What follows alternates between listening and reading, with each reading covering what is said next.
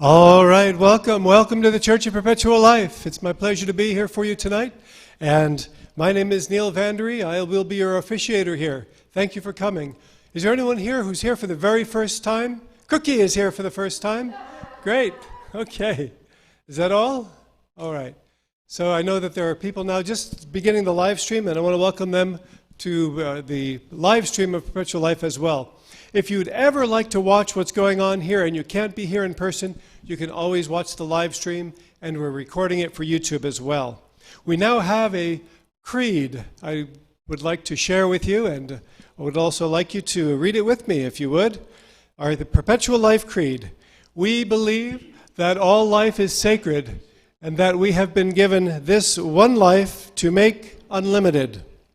We believe in our Creator's divine plan for all of humanity to have infinite lifespans in perfect health and eternal joy, rendering death to be optional. By following our gospel, we achieve eternal life, creating a heaven here on earth. We follow Fedorov, who taught that the transcendence of the Creator will only be solved when humanity is in our unified efforts. Become an instrument of universal resuscitation when the divine word becomes our divine action. And we follow Clark, who said, the only way to discover the limits of the possible is to go beyond them into the impossible. And so we enter each day energized in spirit and empowered by the words of our prophets to live in joy, serving our Creator and all of mankind forever and ever. The Perpetual Life Creed. Here at the Church of Perpetual Life, we refer to ourselves as immortalists, not because we have defeated death, but because we believe that future technologies will conquer disease and aging as well as death itself.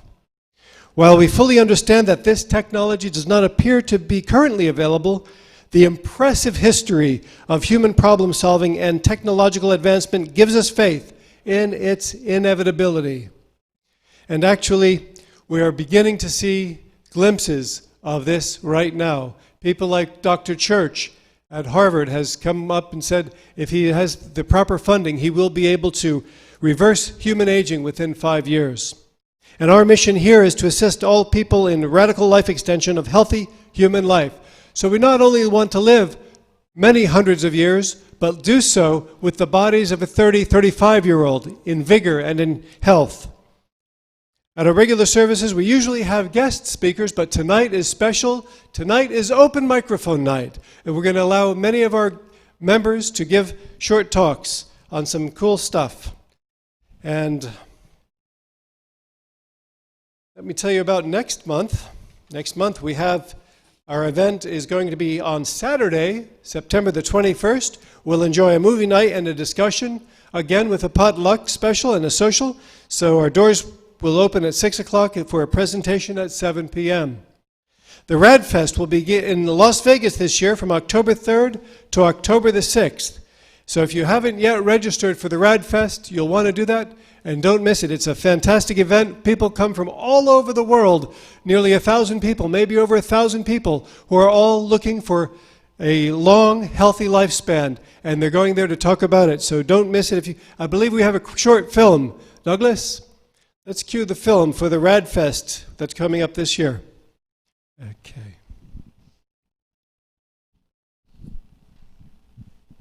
To have this many of us come together with real purpose in mind, and that's outliving death.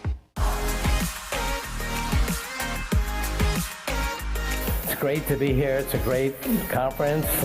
Combination of a scientific conference with a festival celebrating life and not death.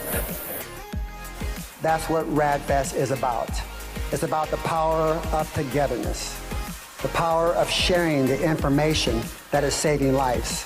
That paradigm of aging is awful. No wonder nobody wants to get old. It's decrepit, it's frail, it's one of the big three: cancer, heart disease, Alzheimer's, and then with the expected last stop at the nursing home. I ain't doing that. We shouldn't be fighting each other on this planet, because our worst enemy is not each other. Our worst enemy is sickness, aging, and death. I've dedicated the last 41 consecutive years to identifying technologies aimed at enabling people to live longer in good health with no upper longevity limit. My friends at the Rad Fest would like to remove aging and disease from this list to put an end to involuntary death and use science to elevate all humanity to a state of tremendous health. It sounds like a noble quest to me. The future looks bright, and the future of gene modulation looks even more amazing. So right now we're working on health genes, but in the future we might be genetically engineering you for where you want to live, what you want to do for a living, and how you like to spend your free time. We are winning the war against biological aging. We're coming in contact now. We have scientists here in this room that are doing tremendous things, and doctors and entrepreneurs, and I'm so proud of all of them. We want to move this movement across the world, and every one of you are important in this. I'm so grateful that you showed up for your life here. Spread the word to everybody on this planet, everybody you meet, that we're doing something very special. Guys, we're creating a whole new world together, a world without aging, sickness, and death.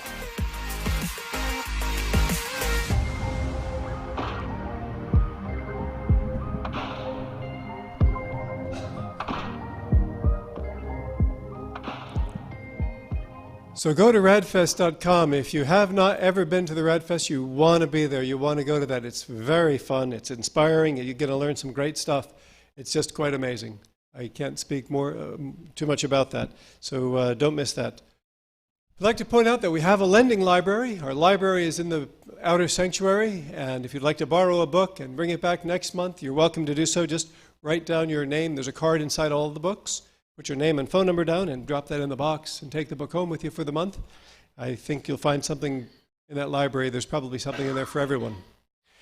Now, before we get started, it's important, very important, that I remind you that we do not endorse any protocol, any business, any political party, any business practices. We don't endorse them.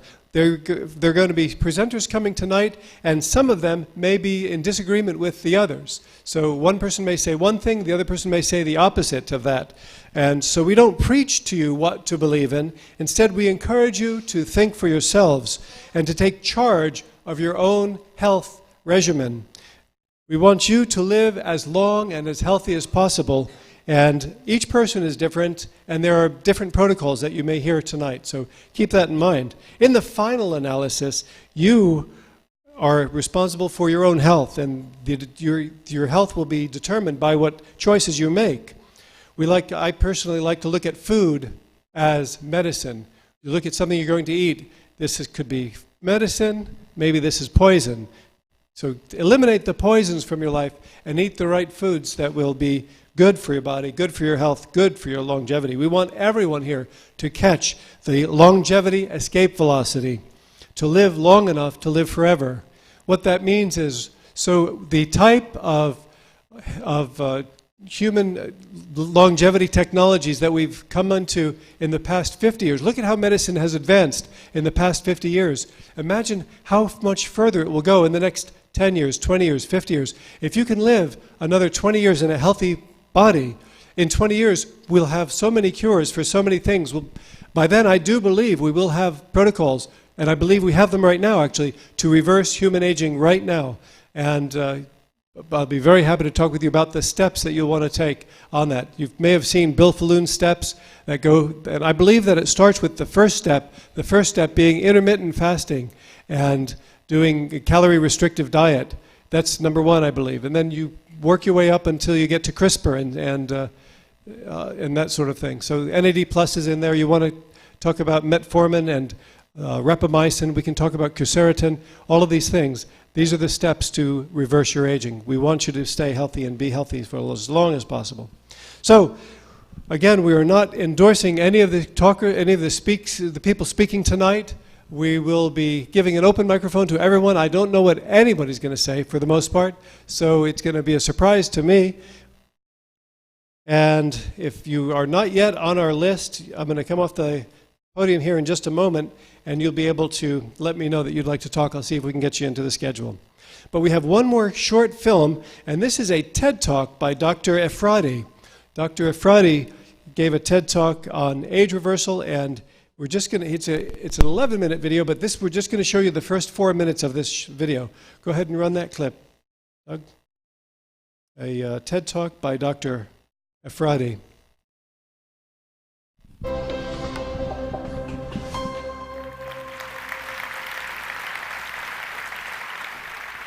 I'm a physician, and as a physician, my primary job is fulfill the biological dreams of people. A couple of years ago, in my second meeting with Sami, Dr. Sami Sagol, he have told me that what he wants is that when he will be 200 years old, he wants his brain to function in a full capacity. He didn't ask me for longevity. He asked me for a good biological function. He asked me for a good quality of life, and that is what we all want. When we're speaking about aging, at a certain point in our development, things are starting to go wrong. Organs start to deteriorate. If we are aiming to anti-aging, what we are trying to do is to decrease this decline in the organ function. And if we are aiming to reverse aging, what we are actually trying to do is rejuvenation. We want to renew the organ function. And this is something that is worth working for. Every time you want to start something new, at least me, I'm looking for a prior art. In my case, prior art is if we have something in nature that can do it. And indeed, we have. There are certain plants and certain animals that can do it. But the most amazing animal that I used to play with when I was a small kid is the salamander. And the salamander is an amazing animal because if you are taking the hand or the leg out, the salamander can rejuvenate, can recreate the missing organ. How does it do it? Two things. The one is omnipotent stem cell generation. These omnipotent stem cells are being clustered at the tip of the missing organ. The second thing is a supporting environment. A supporting environment that can give the energy or the oxygen needed for the regenerative process. That's what we need to do. We can achieve those two goals by using hyperbaric oxygen therapy. And when we are taking patient into the chamber and we are increasing in a certain protocol the blood concentration of the oxygen and then decreasing it slowly, what we are causing first by the decrease, we are creating the needed energy, the oxygen that is needed for the regenerative process. And by the fast increase and decrease, we are stimulating our body to generate the needed stem cells, omnipotent stem cells. This is an example of what happened to patients that are going into the chamber while we are evaluating their blood concentration of stem cells. We can see that after 20 sessions, we have a huge amount of stem cells that are going all over the body, and they are looking for the damaged organ. They are looking if there is something to repair, if there is something to rejuvenate. It is just like going back into the embryonic time, when we had huge amount of cells that each cell can differentiate into the organs that he wants to differentiate.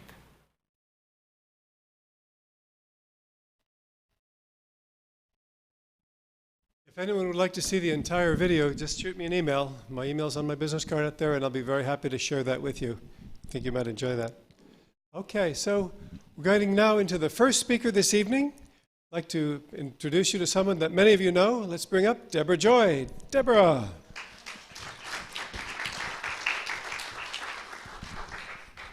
Good evening, everyone. Nice to see some of you again. I'm happy to be here. I need to put on my glasses. Okay. Seeing who's here tonight. Who of you here meditate?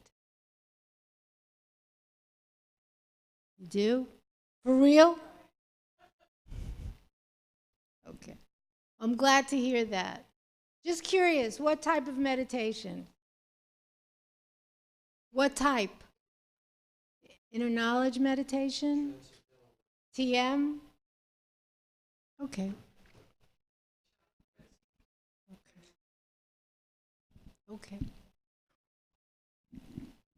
It's been a long time coming that scientists are proving that any one form of meditation, whether it be Vipassana, also known as mindfulness meditation, transcendental meditation, Zen meditation, walking meditation, or even chanting meditation, and if done habitually, can greatly reduce the effects of stress. Now, scientists are finally also giving credence to the fact that meditation can also play a huge role in reducing the symptoms in people with potentially stress-triggered medical conditions, and in this case more specifically, the autoimmune diseases, for example, rheumatoid and psoriatic arthritis, Hashimoto's disease, and the many forms of IBD, such as Crohn's, ulcerative colitis, and unfortunately a very, very long list of others. Many of us already know about the effects of the steroid-based hormone known as cortisol and what stress does to the cortisol in your body. It regulates a wide range of processes throughout the body, including the metabolism and the immune response. Basically, the more stress you encounter and how you deal with it, the higher amount of cortisol that's produced in the body. And cortisol is not what you want to have in your body either. However, we also have other inflammatory chemicals in our body, and these pro-inflammatory hormones and chemicals are called cytokines. Hope I'm pronouncing it correctly. Cytokines. Thank you, Neil. Which are released by acute and chronic stress, and they can encompass any number of cells in our body, such as interferon and interleukin, which are secreted by certain cells of the immune system and ultimately have an adverse effect on your other cells. Think of it as a cellular domino effect. And not only do these certain types of cytokines adversely exacerbate the body's normal physical inflammatory responses to stress and other factors, they also have the potential to impact you psychologically by greatly affecting your moods. And if not identified and if left untreated, the high number of active and elevated cytokines can also lead to a bout of clinical depression. For those who have needed antidepressants at one time or another, and this is anyone out here, you don't have to say who you are, did any one physician ever suggest testing your level of cytokines in your body? The basic problem is that in routine blood tests, whether for emotional or physical reasons, doctors do not automatically order a cytokine panel which looks for elevated blood levels of, for example, interleukin-1, which is associated with anxiety and panic disorders and the risk of cardiovascular disease. Interleukin-6, when elevated, has a potential to increase chronic infections, autoimmune disorders, certain cancers, and even Alzheimer's disease. Elevated blood levels of interleukin-8 are associated with rheumatoid arthritis, tumor development, and hepatitis C. Now let's return to the original subject of meditation. Every day, new studies are being published that strongly suggest that meditation of 20 minutes or more, and that could be broken up into 10 minutes in the morning, 10 minutes in the afternoon or evening, has the ability to decrease the physical symptoms caused by autoimmune diseases by decreasing the blood levels of all these nasty pro-inflammatory chemicals inside your body. What could be the obvious eventual benefits? Reducing the amount of painkillers for treating a symptom of an autoimmune disease, and even possibly eliminating the need to treat a mood disturbance with pharmaceuticals long-term or even at all. Now, don't get me wrong, I have nothing against pharmaceuticals. Antibiotics have saved billions of lives, and aspirin is up there with the invention of the wheel. However, what I'm trying to impress on all of you is that to use a method as simple and as cost-effective as meditation, which you can do in your own home, can assist your body naturally, whether it be for psychological or physical reasons, or both, in helping to make your own private world a better world to live in. There is something to be said for all of those meditation, loving Buddhist monks or Buddhists in general, who always look so peaceful and calm. You have to ask yourself, why is that? I don't think there's any coincidence at all. I think it has a lot to do with meditation, and there's a Buddhist monk calling me right now. Okay, thank you very much, everyone. Okay, Deborah Joy. It's always a joy. Well, I'd like to suggest just one question for you, Deborah. If someone wants to begin meditating and they don't know where to start, what would you recommend? I would recommend possibly Deborah's going to have classes in October. right, or they can go online and just go on YouTube, look it up. Find a short meditation on YouTube. However, when you're meditating with a group of people, Come on. Yeah, that's okay. Let's let the people online hear you too.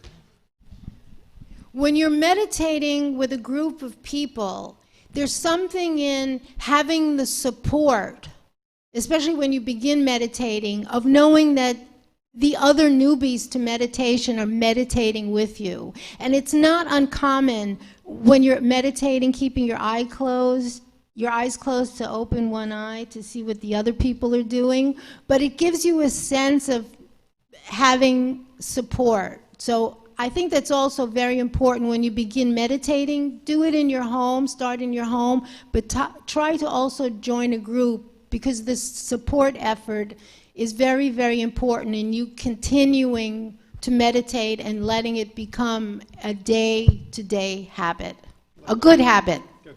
Thank you, Neil. Okay.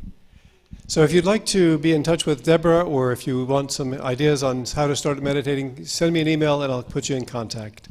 All right, let's bring up the ultimate networker, a man known throughout South Florida, Mr. George Dubeck. Come on up, George. All right.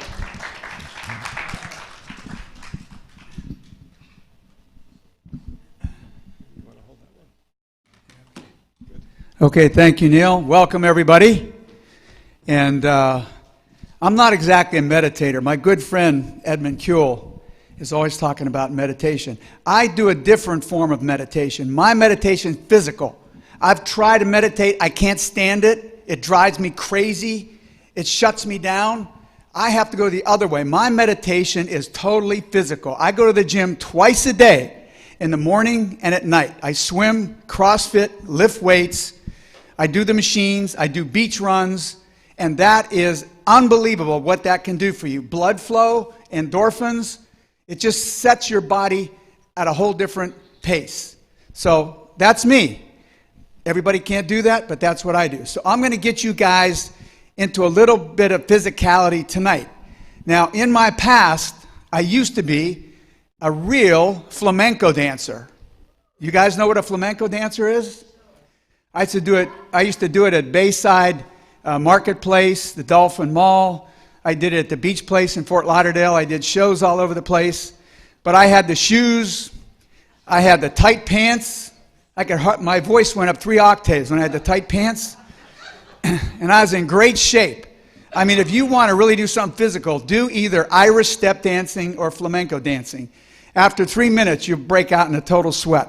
But now I want everybody to get up out of your seats. Come on. And space out. I want you to spread out a little bit. Okay, I'm going to take my jacket off here. No, this is just a basic, I'm going to show you the basic moves. Now, flamenco dancers, what they do is they speak a language with their hands. You ever notice how they speak a language with their hands? Okay. So here's what I want you to do. First of all, tummies in. Chest out. Now, when I was a flamenco dancer, I was 6'2". I'm 6 foot now because I used to walk around like I had a board up my you-know-what. But it gives you great posture. Okay, so I want you to put your hands out, straight out like this. They flap, down, up, flap. Okay, you got that? Now just start doing it. And then roll your fingers. Now you got it. Bring it all the way up. High as you can go, and bring it down to the side. And as the music's playing, the dancers, they can do things with their fingers. They feel the music, and they actually become very creative. So there you go. You had a lesson in how the flamenco dancers dance. And also, when they have the castanets, it's amazing, but what they learn how to do is they take their fingers and they roll the fingers over the castanets. It's very hard to do. You have to practice and practice. They don't just click them like this. They roll their fingers on the castanets. So there's your lesson, okay? All right. Now also, if you guys want to get in touch with me, I'm going to give you guys a little bit of digital magic. How many of you know what a short code is? Okay, a short code. You ever watch television and there's an advertisement and the guy will say, text the word free to 75666. If you do that, what happens? You get a message on your text. So if you want to get in touch with me, get out your smartphone and I want you to text the word magic to 80800. If you want to try it, you will get my contact information.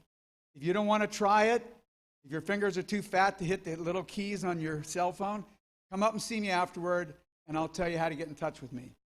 But I'm not going to take a lot of time up here, but again, I'm a very physical guy. I work out twice a day, and I'm going to tell you my quick story. I was an athlete back in the day, and I used to work out a little bit before I did competition, but I always had enough energy and youth to go ahead and compete. And then as I got older, I worked out about 3 times a week in my middle age. Now I'm 72. And what I found out, when I turned 60, I weighed 170 pounds. Right now, I weigh 190 pounds, eating the same diet. I didn't change my diet. I added 20 pounds. It's amazing. But my metabolism, me personally, that's not everybody, my metabolism is terrible. And if I eat carbohydrates, I look like I'm pregnant. If I eat some Doritos, my stomach will just blow out. It's crazy. But I have to minimize eating and work out harder, and I can't lose a pound. I'd have to almost starve myself. That's the way my body is operating as I get older. But I do recommend that if anybody is not doing some kind of exercise, how many of you have added insurance, like on your Medicare? I have Humana. They give you silver sneakers. You can go to any gym with silver sneakers and work out for free. So if you're not taking advantage of that, shame on you. But find some exercise that you like: swimming, running, yoga, Pilates, Pure Barre, dancing, whatever you like, biking. Do something that your body can take and you enjoy it. And the old phrase, no pain, no gain, is for young people, okay? You don't want pain. You just want to enjoy moving your body, moving your blood through your body, and having a good time, and it will help to make you younger, okay? So does everybody agree with that? Okay, there you go. I'm done.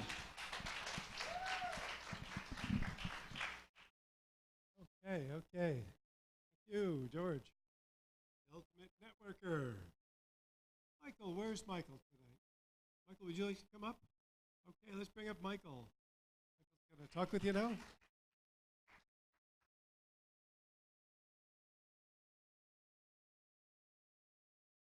Well, I'm going to talk about a couple things. I spent some time when I was younger researching tobacco and longevity. I had an interest in longevity quite a few years back. And it turns out that in order to live past around 110 to 112, almost everyone has had some involvement with tobacco, whether it was smoking one cigarette a day, or they worked in a field, or they were a former smoker. Now, what happened was, during the days when there was a big lawsuit, it was the largest financial transaction in history, actually, at one time when there was the tobacco settlement, they opened up all the records for the tobacco companies so that they were accessible to the public. And it turns out when you got into that, the American Cancer Association actually had the scientists, in order to have access to the data, sign papers agreeing that if they did find anything positive from the tobacco, that they wouldn't publish it. Which, if you're a scientist, just makes your head spin, the idea that you would do that with a scientist. So what they had a difficulty, it turns out, when they would do longevity studies with the rodents, the shams, which is the ones that would be exposed to the smoke, and then the ones that wouldn't be exposed, the shams weren't living long enough. The rodents, especially the Syrian hamsters, were living longer than the ones without the smoke. And it has to do with something called hormesis and some other things. I won't go into the details. But they gave up on that because they couldn't use the data. So they went to doing autopsy studies, and they were unable to get cancers to develop in the lungs. What they found was the harness of the rodents, where they would subject the rodents to smoke. They would get irritations on the neck, and they were able to cause cancers. That evolved into what's called skin painting. So that's what our current testing has done for cancers. It's called a skin test, where you actually paint it on. It's not inhaled. So when you look at the human studies, big surprise, biology is biology, whether you're a mouse or a human. All the oldest old are clipped off in all the published studies by odd coincidence because it didn't match up in all of the 5 main studies on the AMA's Big Heart study. All of them had a different reason why they clipped off the oldest old. When you look at the Surgeon General, for example, he actually came out publicly and said, listen, when you're trying to get people to quit smoking, do not use former smokers as the example. The reason is, if you're a former smoker and you smoked 5, 10, 15 years and then quit, you have a chance to live longer than you would have as you were born as. You can live longer than the programmed human genetic capability. Now, here's the thing. You're still more likely to die of cancer. No one should take up smoking as a way to live longer because your chance of dying of cancer is much higher. Now, if you survive the cancer and all the other diseases associated with the smoking, you've activated a gene set, however, that enables you, perhaps, if you don't die of the other things, to live past your normal programmed 110, 112 years. You might make it 115, 116. One French woman made it to 122. And here's why this is of interest. That gene set that was activated can probably be activated by other means than smoking, and we should know what those genes are that are being activated. For example, when I looked at the results they had with the Syrian hamsters that normally die of plaque buildup, they weren't dying of plaque buildup. This was in the 60s, like mid-65, 68. You would think they would have been breaking out the champagne because that's Alzheimer's. Now, just within the past 5 or 6 years, they're starting to investigate some of the nicotinamide effects on plaque. So again, I'm bringing that up because it's of interest, because this has to do with longevity here, and we're actually talking about what would be, if anyone were to look into it, the only proven actual life extension beyond the human norm. We've done research on monkeys now with caloric restriction, for example, but you can't do that with humans. We're hoping it works with humans, but this is actually in the data, large data sets that would be able to prove that. I'm still hoping someone will look into it, or maybe consider suing the tobacco companies, because they were fully aware of all this. I talked to one of the leaders at Lorillard, the head of their legal department, and within 2 weeks they settled. I don't think it had to do with my conversation, frankly, but there are strange coincidences in life. Now, completely segueing from that and my interest in the longevity, it also came into an interest in why it is, for example, that how does stress, what's the evolutionary driver for death? It turns out that there's a reason for stress and for death. The stress is actually the moderator for how long we live and how well adapted we are to the environment. Stress isn't something that's completely came out of nowhere like an alien attacking it. It's part of us, part of a natural homeostasis that adapts us to both dangerous environments and environments where there's an abundance. Where I'm going with this is there's a study right now in California. It's called the ACE study. It was done by the Kaiser Permanente Foundation by Dr. Physicality. And the entire state of California is now entirely on board with this. We're in the Deep South here, so here, not so much. However, it has to do with what's called ACEs. It's called Adverse Childhood Experiences. The Kaiser Permanente, I had a chance to talk with Dr. Physicality just very briefly. Fascinating man. It's a very simple list of 10 questions. Have you seen your parents fight? Have you seen someone killed? That type of level of trauma. If you score 4 or higher, you will die 20 years sooner than someone who has a lower ACE score. Basically, the science shows that forget about eating, forget about exercising, forget about your genetics. It's your ACE score. It's what happened to you, whether you were traumatized as a child, because that sets your whole physiology. And not in things, it completely blew the poor scientists' minds, because all these things that we thought for sure had nothing to do with it, like sure a little bit, but it affects your behavior, and that's the effect. No, it's a direct effect. The top 10 killers, all of them, things that we thought had nothing to do with it, everything from cancers, every different cancer, all these bone diseases, all of it were increased as a result of stress. There wasn't anything that didn't increase as a result. So it's basically putting us at the same stage as we were at the beginning of the 19th century when we first had sanitary hygiene. And some poor schmuck had to come up to most learned people on the planet, doctors at the time, and say, listen, after you do that autopsy, wash your hands before you walk across the hall and deliver the baby. Of course, the doctor's response is, no, the babies die because the mom, she was a bad person, God willed it, shame on her. It's not me. And you had to go to that doctor and say, no, there's millions of invisible little things, not just one or two invisible things, millions of them now living on your hands. Take my word for it. I'm saying, really, and everything will work out fine. Well, we're at that same stage trying to talk to people about how ACEs and these mental health issues can directly affect our genome, our longevity. It's the number one thing. Again, this isn't me saying, oh, I think it's number one. When they did the study, that's what popped out at top, and it was a huge factor. Because of that, the state of California now has a Surgeon General, their first ever. And the only reason they have her is because she did this foundational work with the ACE study. They're going to soon be having all of their doctors, all of their nurses, and they're trying to get it in the schools even, where that will be, it's part of the protocol. First thing you do when a child comes in to a doctor's office is you find out where the kid is with his A scores, because you can't treat him medically without knowing the number one factor that's going to affect that child's health for the rest of his life. So again, where the stress comes into it is it's affecting how we see the world, and we don't see how we see the world as having a direct effect on our brain or our bodies, because we think what we think is separate from our brain. And the truth of the matter is, you can put a person in an MRI and even tell whether they're a Democrat or Republican. Now, we find that distasteful. I find that distasteful, just like the doctor, I'm sure, didn't like the idea there's millions of invisible things living on his hands. However, no one asked us how to make the world. That's just the way it is, and it's true.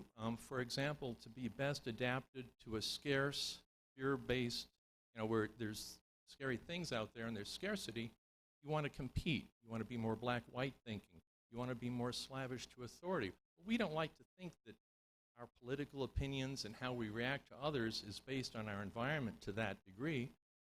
But we're all evolutionarily evolved after millions of years. If you're in an abundant environment, got a bunch of fruit, you can't eat yourself, you got to figure out how to cooperate so you can gather it all and scoot it up a tree or something. You want to be more creative. You don't want to take a risk and go over a hill in a scarce environment, and when you know there's perfectly good worms, they don't taste good, but you know they're there and they'll keep you alive. If you're already half starved, going over the hill might be great, there might be abundance over there, but if there's not, you're dead. So it's not a good time to take risks. So your creativity is lower. Your black-white thinking tends to be more in a scarce environment. My point being, because I know we're running out of time here, our thoughts are affected by things we're not even aware of. Like right now, clearly, as a society, we're in a scarcity-based, fear-based environment. The reason this room isn't packed with people wanting to live longer, hello, if you're in a video game, every kid knows the first thing you go for is more time, right? Why isn't everyone interested in cryogenics? It's because we have this deathism. We're in a fear-based mode. We're not in an abundance-based mode. We don't see the world the way it is. The way the world really is, there's infinite energy, infinite space, infinite resources. You can beam energy down without polluting. We could be living forever if we spent the same money we spend to survive as we spend on wars. It's a matter of not seeing the world the way it really is. We need to take control and rise above our biology, and it's all here. We can have it. And there you go. I'll stay up here forever. Thank you. Michael, thank you. All right, so let's bring up Eddie next. Eddie, I think I saw your van parked out there. Okay. Come on up, Eddie. Welcome, Eddie, to Hollywood.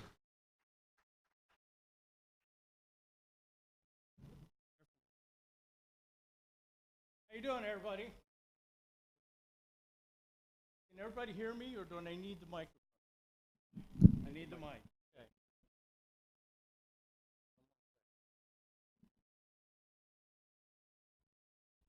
How's everybody doing tonight? Excellent, excellent. You may have seen my van outside. Okay, it's all about the smile. And actually, when I was thinking about what am I going to talk about tonight, it was going to be about happiness. Guess what? Life changes. And it changes really quickly. When I got in the parking lot, I said, no, I don't want to talk about happiness. It's going to be a part of it. But what I want to talk about is mindset. What's your mindset? Now, let me ask you a question. Who thinks mindset comes from here? Anybody? Right? I got to tell you something. Mindset comes from here. Because it's what's in your heart that is going to change your mind. Because if you keep thinking through your head, you're going to mess yourself up. Trust me, I know about this. Okay, back in 2006, I was told that I had a cerebral hemorrhage and I was going to die that night. Now, I find out next week, I get the test results back to see if I did die. So keep your fingers crossed for me, please. Okay, the thing is that I had a choice. I can either go to my mind and believe what the doctors are going to say, or I'm going to go to my heart and say, guess what, guys? Don't tell my family what I'm going to do. Because what they did was they told my wife, call the family, he's dead tonight. Is that a good thing to hear? Doesn't make you smile, does it? But guess what? Just because they say it doesn't make it real. It's only when you take it and you go into your mind and you start thinking about all these things, all the consequences that can happen from this, that it really becomes reality. But when you go into your heart and you feel what's going to happen next, that's when it really works. And that's what I did. I said, am I going to die tonight? Well, you know what? I know I'm going to die at some point. It's just not going to be today. So I did everything I possibly could, and I actually started a smile program to uplift myself. Because, let's face it, it was a hard thing to look at. And guess what? Just before that, 9 months before that, my cousin ripped off my company for $250,000. Is that a fun thing to deal with? Absolutely not. 4 months before I had my hemorrhage, my daughter passed away. That's another thing. Now, what do you think would have happened if I didn't change my mindset, if I didn't change my heart and what was going on with it? Okay? Now, let's fast forward. Okay? About 5 years ago, I was told, hey, guess what? You got cancer. I said, okay, cool. Let's take care of it. So I did surgery. Right after that, I got MRSA. Now, you know what the funny thing is? Is that each time I was in the hospital, my doctors and nurses would come to my room. And they would start laughing and playing with me because they knew when they left my room, they were going to be happy. And what did that do for me? It made me happy. Now, fast forward a couple more years. Okay, about 3 years ago, my doctor, I was in the car, I'm driving. I had just, gone to the doctor about a week before to get a biopsy done. My doctor says, hey, Eddie, you got stage 4 colon cancer. I was like, really? Wow. Okay, let me deal with this, right? And I asked my doctor, I said, listen, don't you usually bring somebody into the office to tell them about this? They said, yeah. So why didn't you do that to me? Guess what her answer was? She said, I knew you could handle it. Okay, so they started talking surgery, they started talking chemotherapy, they started talking radiation. And I told them, I said, listen, guys, I'm just not going to do that. I'm going to defeat this holistically. Now, if I would have gone into my brain, what would I have done? I would have done the radiation. I would have done the chemotherapy. I would have done the surgery, but I did not want to go there because my heart said, don't do it. Mindset. How powerful is your mindset? Okay? This thing grew so fast after they did the biopsy that they said, well, we have to eliminate surgery. It's too big. I said, cool. That's a good thing because now I don't have to listen to you say about surgery. Well, the next things they were telling me, I went to the University of Miami. I was spitting up a little bit of blood. And I brought it in for the doctor to see. Okay? And usually that's not a very good thing, is it? And I just look at it like, hey, I'm letting out the tumor. I'm letting out part of it. So anyway, so I went to him and I showed him what it was. And he said, oh, so you're spitting up blood now. Pretty soon you're going to spit up a little more blood and then a little more blood. Next thing you can do is you're going to bleed out and die. I said, oh, well, I'll try to put some plastic down or something like that so I don't bleed out anywhere, don't have to clean up the blood. So isn't that a good thing?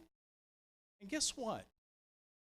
During that time, he told me 6, 7 times, says, if you don't do chemo radiation, by the time, I quit talking to you, you better make a decision. You're going to die at 60. Well, guess what? My birthday's on Monday. I'll be 62. So, thank you. And do I seem like a guy that's got stage 4 colon cancer? I ask you that. Who here thinks you look like a guy that has stage 4 colon cancer? Why is that? Because there's a little formula that I use every single day that helps me. Okay? Would you like to know what that is? Yeah? Okay, I'm going to put the mic down for a minute, and I'm going to do something. I just want you to follow what I'm doing. It's very, very simple. Everybody ready? That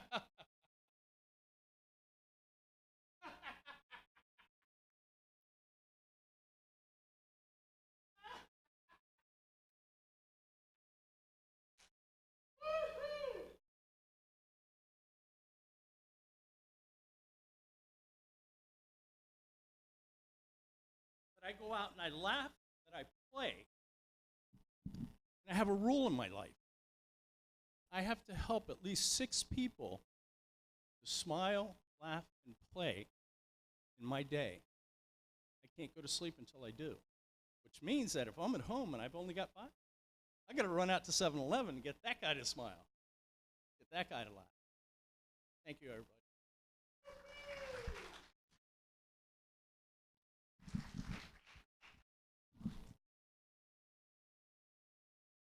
Okay, Eddie. All right. Is there a question for you, Eddie? Is there a question?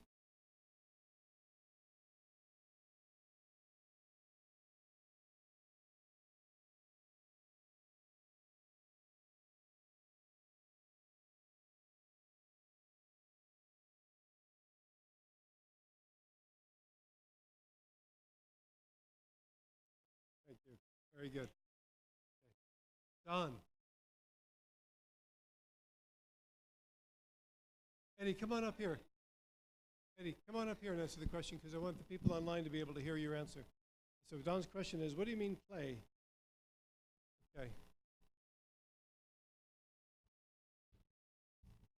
Play is anything. What do you like? What is it that brings up that happiness in you? What is it that makes you smile? What is it that makes you every single day get up and do the things that you do? Whatever it is, whatever touches your heart, do that and do more of it, because the more that you do of it, the healthier you're going to be. And remember I told you about the cerebral hemorrhage that I had in 2006? Well, in 2010, I wanted to do something because I wasn't functionable in the community. But the thing that I could do is smile. So I walked from Deerfield Beach to Manhattan, New York for the smile, just to bring happiness into people's lives, to share that. That was fun for me. What is it you love? What's fun? Fun can be anything. It can be anything. All it has to do is make you smile. You have another question? Yes, it is. Yes, it heals you. It releases endorphins in your body that help to heal you. Whereas being mad or being sad and things like that release the same poisons like if you're dying. It's the exact same poisons that break down your body when you're dead. Thank you. 10 million smiles. 10 million smiles, Eddie. All right. Well, let's bring up Edmund.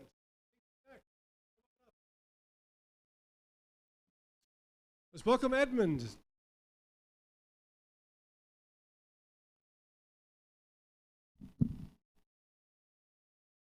Good evening, everyone. I am Edmund Kuehl, and I am the founder of Spiritual Nutrition Institute.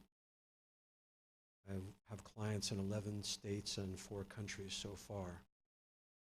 I have been doing this for 46 years now. And I, too, have one of those extensive horror stories of, 4 otherwise terminal illnesses, blah, blah, blah. The doctors can't find anything wrong with me now. And even in Eastern medicine, there's no evidence of any disorder, whatever. And I want to reinforce Joy's point about meditation. That's what I started with. When I was 18, I had a full scholarship to medical school, carte blanche. I also had heart disease, and one of the actually the worst case of allergies on record in 1972. And I thought, interesting situation. So I said to the cardiologists, why would I want to go to medical school when you guys can't fix my heart disease? A little brash, perhaps, but that was the point. And so I got on an airplane and went to 15 different countries over several years' time and learned all of the indigenous systems of medicine on this planet. And came back, and guess what? No heart disease, right? Meditating 30,000 hours at this point in my life. So I know a little something about silence. And I can tell you that all the answers come out of silence. How many people in this room hear their inner voice? 2, 3, 4, 5, 6, 7, 8, 9. That's a lot of people out of 28. Usually it's 2 or 3. So we have an exceptionally aware audience here. That's really why you're here. And some of you can see the connection of all the talks here already. So that's what it's really all about, is connecting to your inner voice. So I happen to have developed conscious awareness of my inner voice. I hear it just like you're hearing my voice right now, anytime I want, all day.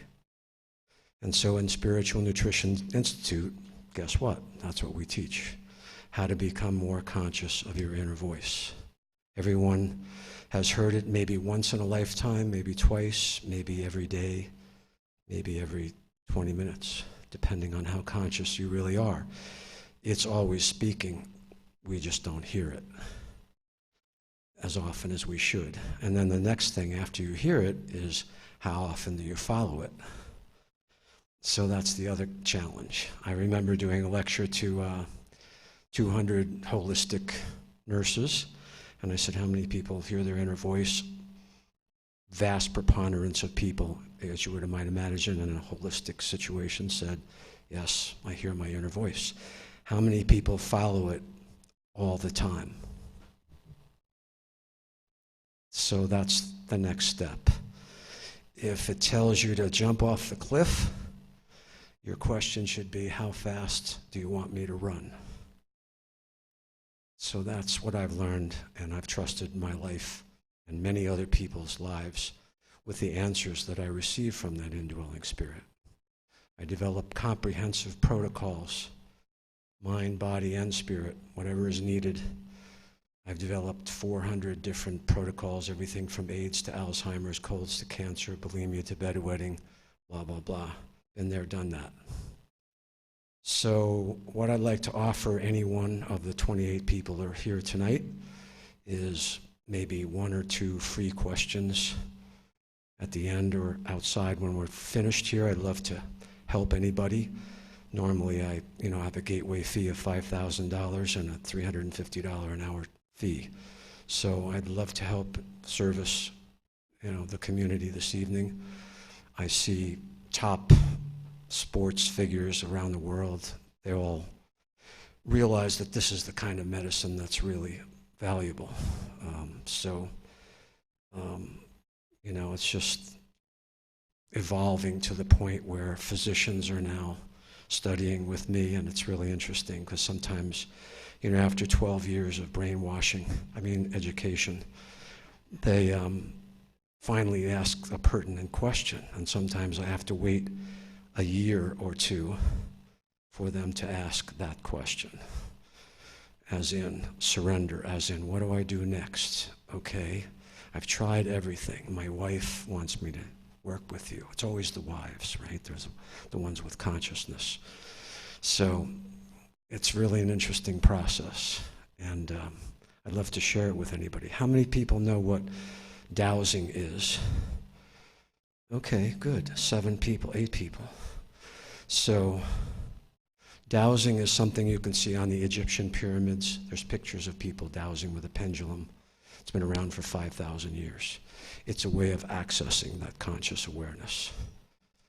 And it's just a tool. It's an access tool. I don't need it anymore, but I learned how to do that a long time ago in India. It doesn't matter. Studied Ayurvedic medicine in India, blah, blah, blah. So In fact, I got sick in India. One of my other 4 otherwise terminal illnesses was in India. I got malaria while I was studying Ayurvedic medicine. Very ironic. But I was still working on patients while I was sick in bed. 9, 15 doctors I think I saw before one finally figured it out. And it was really, oh, this is a cool story.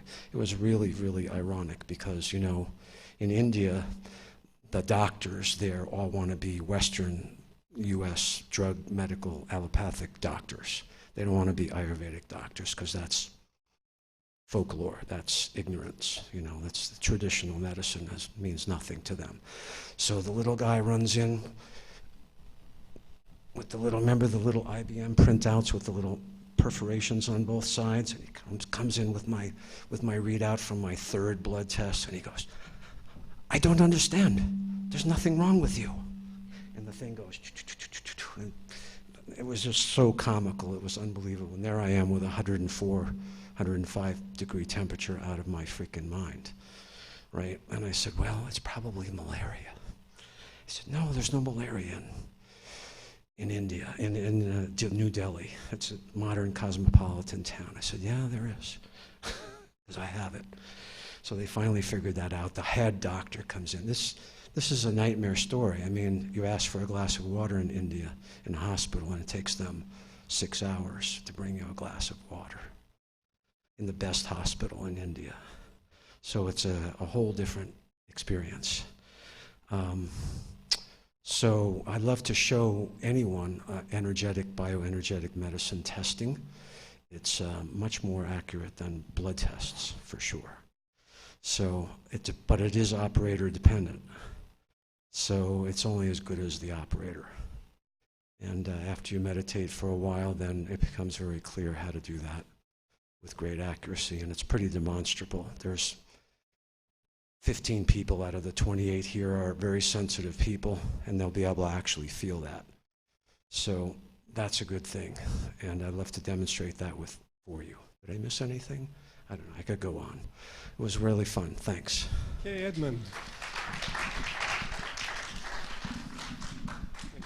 Sure. All right, I think there was one more person. Was it Dr. Doctor? Come on up. Okay. I'll stand down here. Better if you're up here because if you could come up, Mike, we've got... So I'm going to be demonstrating. Oh, you're demonstrating. Okay, here, use the microphone so people can hear you online. Here you go. Okay, Mike Mankus, would everyone please stand up? Okay, I'm going to ask the following. If you'd like to have a 1-minute treatment for headache, back pain, fibromyalgia, anything that's bothering you, stress, anxiety, please stand up. The rest of you can sit down. And Neil, can you bring a chair over? Because this could be the clinical setting right here. If you're a therapist, I'm going to show you how you can treat anyone, anywhere. If you want to learn how to do this at home to your spouse, friend, whatever, you'll also learn it too. Thank you. The clinic is now set up. Okay, what I'll ask is for maybe 3 or 4 people to come up who want to be treated for a supposed headache, fibromyalgia, low back pain, what have you. Do I have 5 volunteers? Come up front. There's always you have the Sigourney-Telfin syndrome. Okay, Suji and I are friends, so we can do this. Okay, can you tell us what is it that's going on? With me, it's nerves, nerve endings, nerve supply, blood supply, oxygen. There seems to be small narrowing, and it doesn't get to certain areas of my body, so I'm numb here, I'm numb here, my feet go numb. At the moment? Today, it happened today at the doctor's office. No, is it now? Is it now? At the moment, these fingers are tingling. Yes. You're tingling. Would you like to have a seat? And this way, if you want to come up closer to see what I'm doing, you're welcome to do it. Oi. This is not cranial sacral therapy, because cranial sacral holds at the base of the skull, which is around the 3rd cervical vertebrae. Where I hold is above the top of the spine, which if you feel in the back of your head, you feel an occipital protuberance. Can you locate that? That belongs there. It's not a lipoma. If you go to either side, you'll feel the indentations in there. Those are called the nuchal lines. Within them is the origin of the occipitofrontalis muscle that runs underneath Suji's scalp, and yours too. Okay?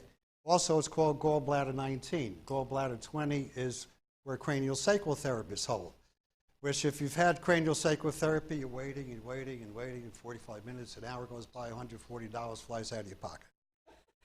Okay, now Suji, just use your neck muscles into my fingers, backwards. Perfect. Are you comfortable? Yeah. She's only using about a pound of backward pressure, maintain it. And I'm just resisting it. I call this reverse acupressure. Acupressure is when the therapist presses you. I'm having the client do all the pressing. I'm just resisting it. So what we're doing together is unloading the pressure that is on your cerebral spinal fluid. It's fluid that bathes your brain to your tailbone. If we can increase the space, the pressure drops. When the pressure drops, your HPA axis, you can look it up later, hypothalamus pituitary adrenal axis, goes from sympathetic to parasympathetic. Take a deep breath and gently exhale. We'll separate. Now, the last part of the therapy is to walk about 20 steps and then come back. The walking reinstates what's called a neuromuscular re-education. You can see the clinic is anywhere. On my website, antiagingmadesimple.com, you'll see me working with a young woman that complained of neck and shoulder pain, and the clinical setting was the staircase. Oh, you could stick around. What do you feel? That was nice. That was a nice walk. It felt like... Can you be more specific, Suji Bell? I didn't feel any pain. I was just kind of like experiencing the moment, being very clear. Anything going on in the... Feels good. Feels clear. Okay, what we're demonstrating is it is all in your head. I know the heart is a muscle.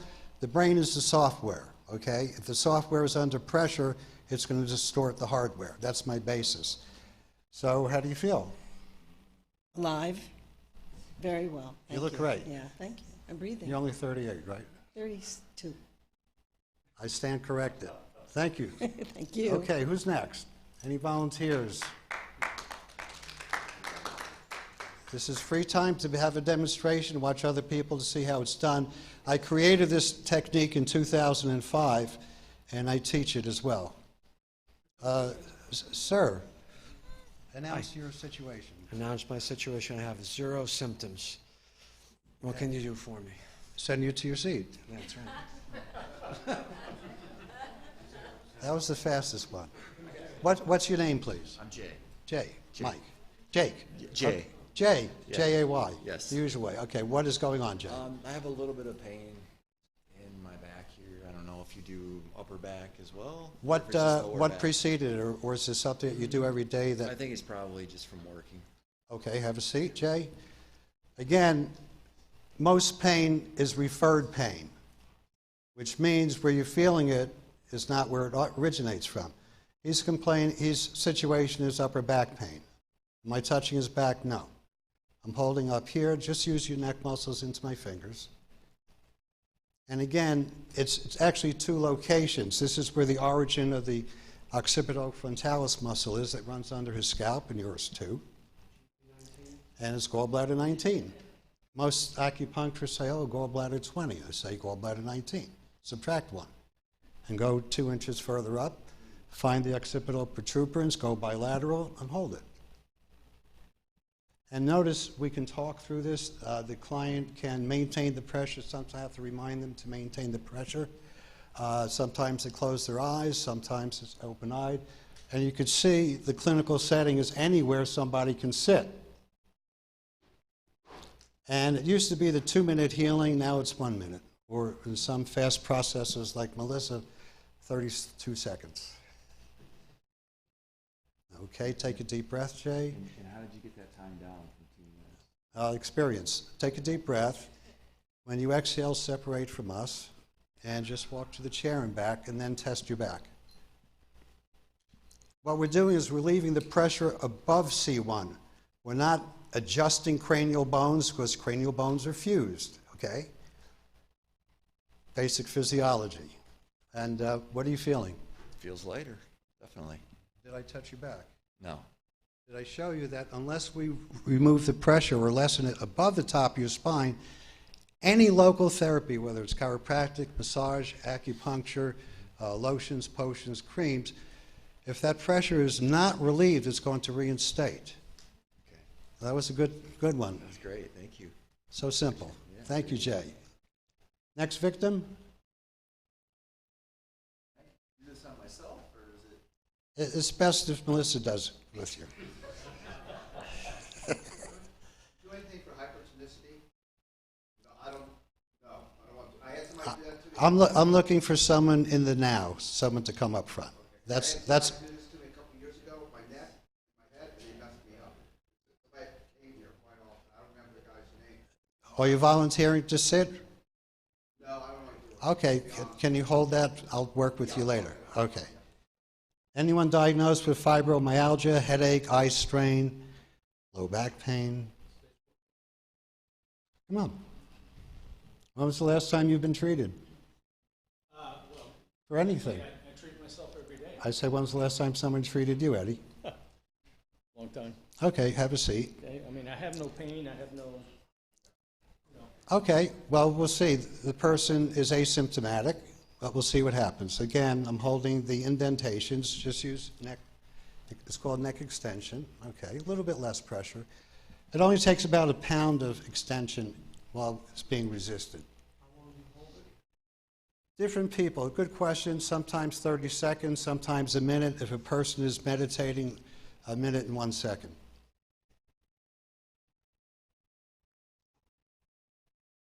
The fun part is, as you can see, the clinical setting is anywhere.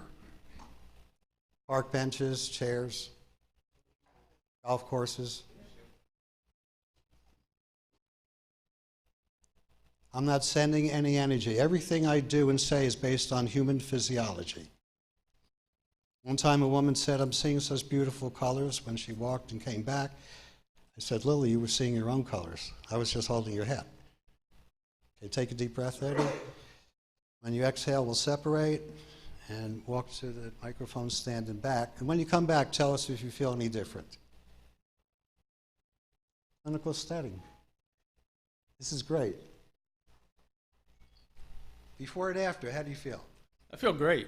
I mean, I feel amazing and just a little bit lighter. A little bit lighter? Yeah, a little bit lighter. Your shoulders have come down. Oh, good. More relaxed. It appears that way. I like that. Thank you. You're welcome. You do good work. Thank you. What was that, Norman Cousins that did the laughter? Yes. Okay. Yeah. So you're Norman Cousins Jr. I'm telling you, yes. Forrest Gump Jr. as well. Oh, we'll stick to the laughter. Okay. Thank you. Anyone have any questions? If you're a therapist, if you have any questions, you can speak with me afterwards. Thank you all very much. Antiagingmadesimple.com.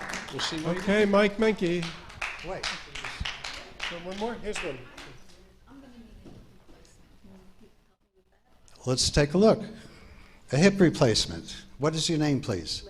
Linda. Linda, you won't need this. Just leave it there. Yeah, I'm saying just there. Okay. What are your symptoms? I can't walk. I need this to walk. I'm uneven. So bone on bone. That's the diagnosis. Bone on bone. That's the diagnosis. Bone on bone, yes. Forget diagnoses. Okay. Okay, just use about a pound of pressure into my fingers. Wow, that's 20 pounds. Stronger than she thinks. It's working. Well, we'll see if it works, okay? Yeah, I met an orthopedic surgeon, Stuart Idelson, out of Boca, and he showed me a full spinal posterior view of a patient. He said, what do you see? I see collapsed cervical and lumbar disc. He said, what do you think the patient is feeling? I said, pain and numbness. He said, the patient is asymptomatic. The x-ray means nothing. So he taught me that most diagnoses are looking at a symptom, we're going to the cause, or the aggravating factor that irritates the cause. So in other words, if you have structural change, this therapy is not going to change arthritis, but it will lessen the intensity of it. What's the difference between a holding and a still point? A still point as in cranial therapy? I'm not looking for anything. I'm just standing here resisting. I call it reverse acupressure. The client, the patient, is active. I'm passive. I'm not looking to feel any rhythms or anything like that. Physiology. These bones are fused. They don't move unless you have a hammer and a chisel. Okay, take a deep breath. When you exhale, separate, and see how far you can walk with it without.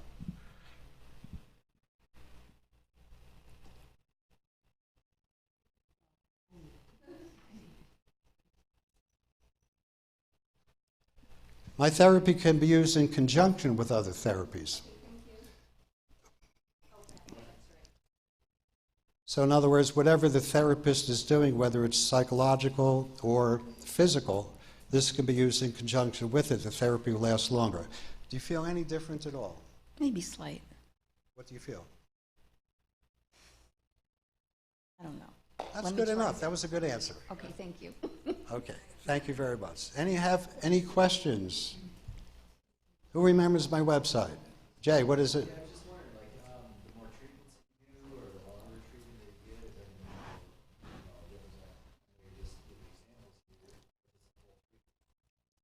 It's a good question which comes up all the time. Basically, the question is how many treatments does it take? Will it last? Whatever. It's like getting a wheel alignment. As long as you don't hit a hole in the road, you won't need another wheel alignment. So what caused the issue, it gives you a chance to reflect on what did you do to originate it. If you're doing manual things, one-handed, making fast motions, you could reinstate something. It might go away the first time. What I say is usually a person will experience at least 50% less pain in one treatment. And many times it's the only treatment. Yes, Melissa? Are they...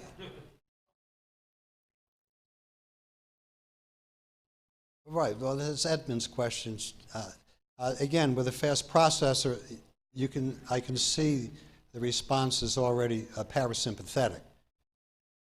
And some people, I let them enjoy it. If I have time and they do, we could be there for a few minutes because I want them to have a deeper experience and I have the time and so do they. So I've seen it as little as 10 seconds and as long as 2 minutes. Jay? Yes, it's a gift.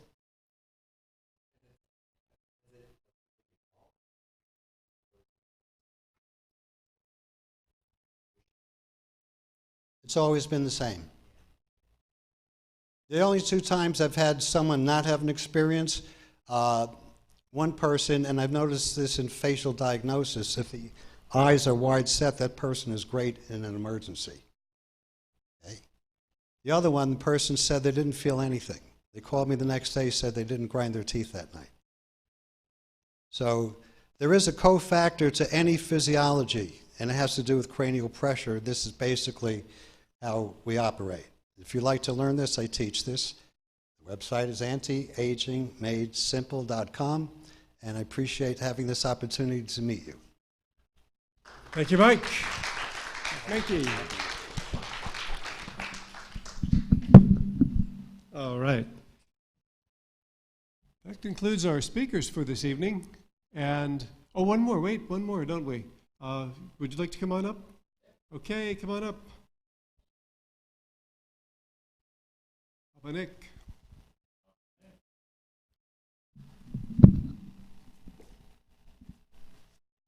Thanks. Okay. Good evening. I'm going to put this a little further away because I have a rather loud voice.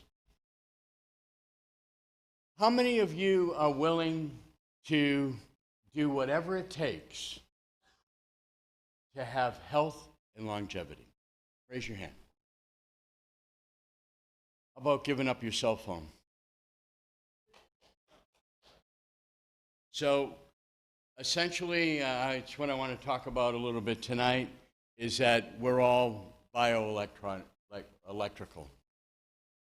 And we've got a situation going on where there's a lot, we've got a sea of radiation and electromagnetic fields all around us, and it's getting worse and more dense. And now we're about to launch a the 5th generation, 5G. And again, I don't know about anybody else in this room, but I have some concerns about it. So I just want to give you a little bit of background. I don't want to neg you all out, but there's about 1,800 recent studies on electromagnetic frequencies and how they're affecting us. And if you'll bear with me, I'll give you a little bit about it. Okay?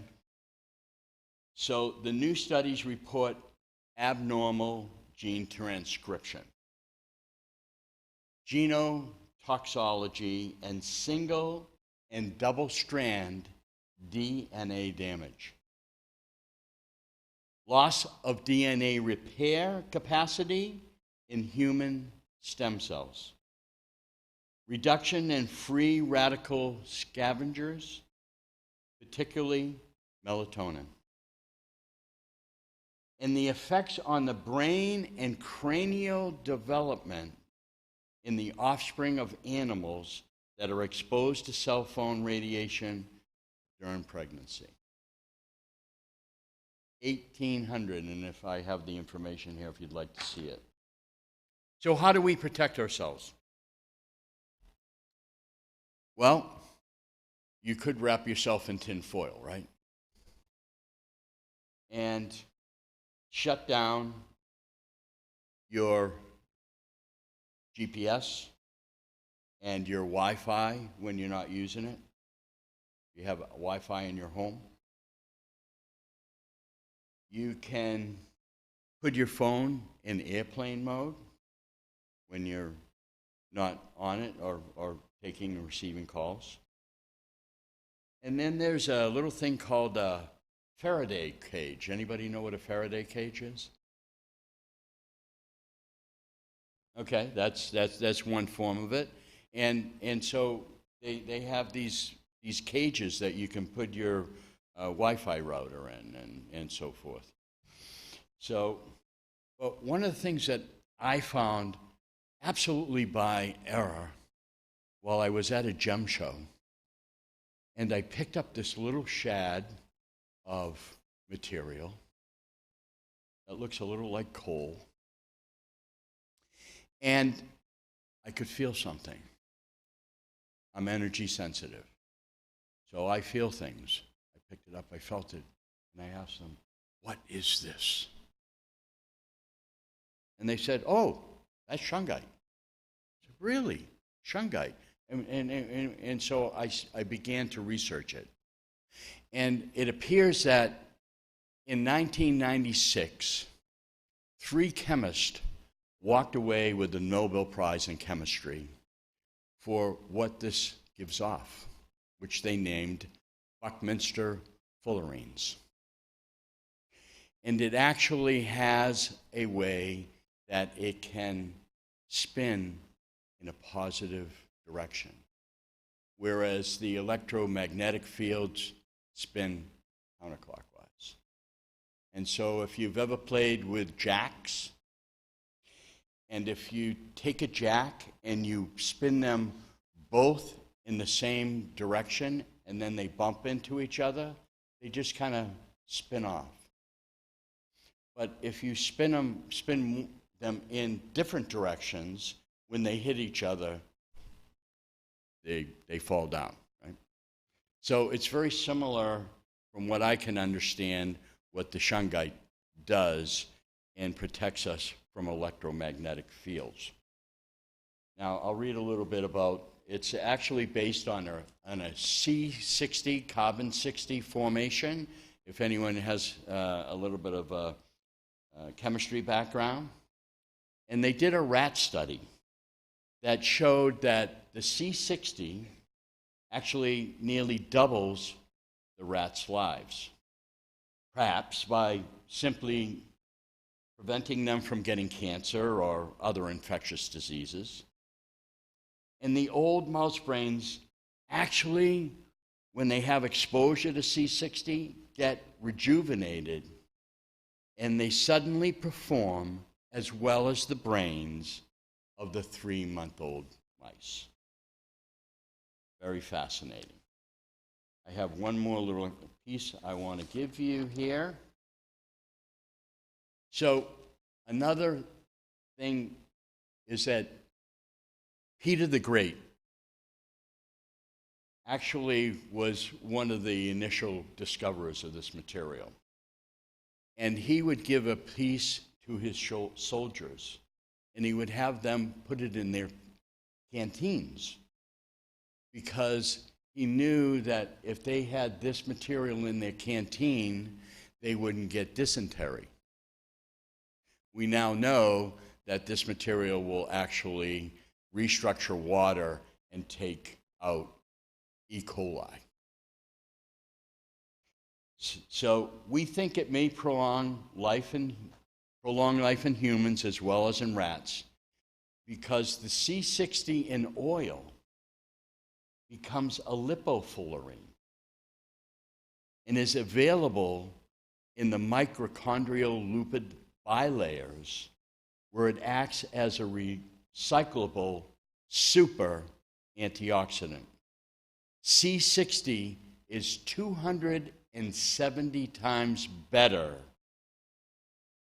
than vitamin C as an antioxidant.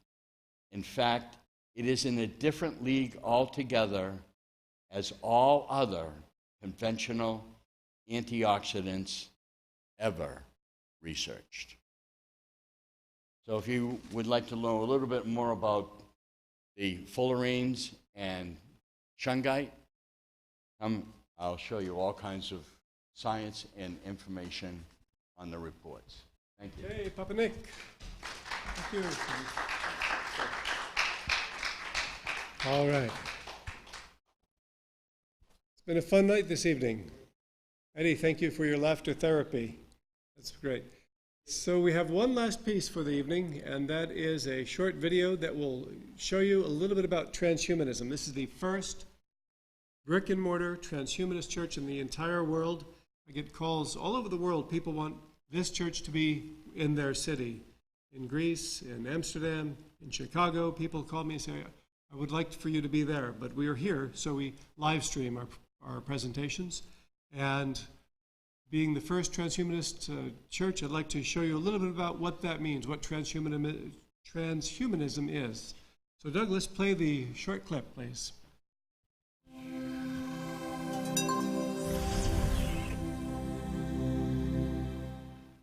Every aspect of our lives has been reshaped by technology, from the way we get around, the way we seek information, and the way we communicate. It's easy to think that if only our technology advances enough, we'll finally be satisfied. The fact is, we remain shackled by our primitive Darwinian brains.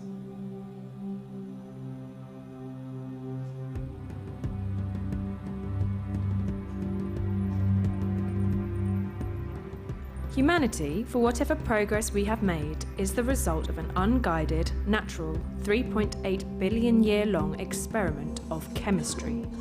Evolution is the process that has made you what you are, but it is not far-seeing. It does not and cannot consider the future, make decisions about where we ought to go, how we ought to be.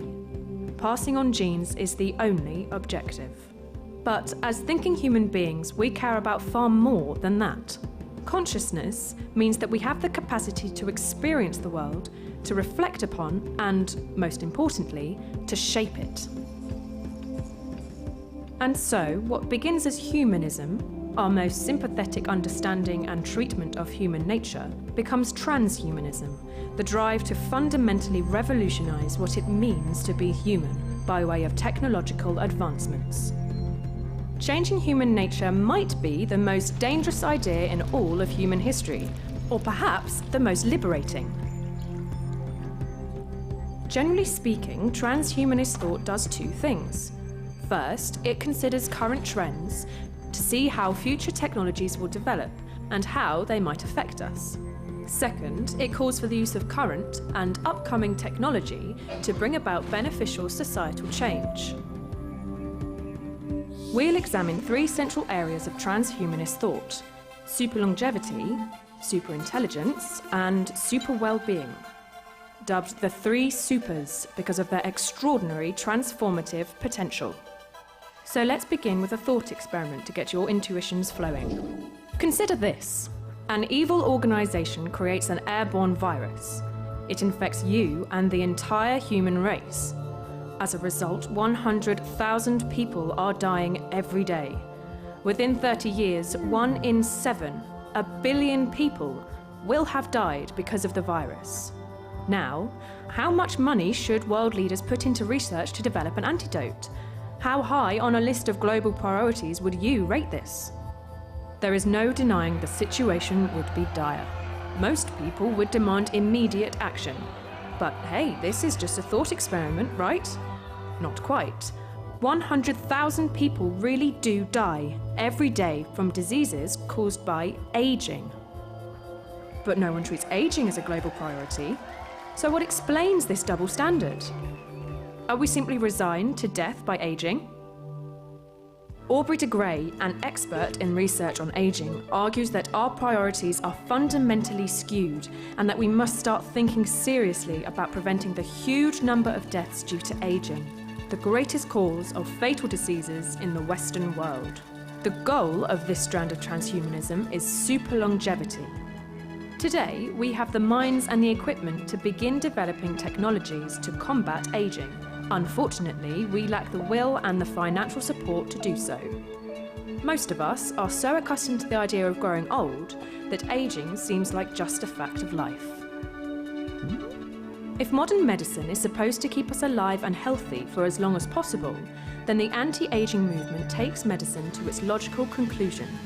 It's what happens when as long as possible means as long as we want.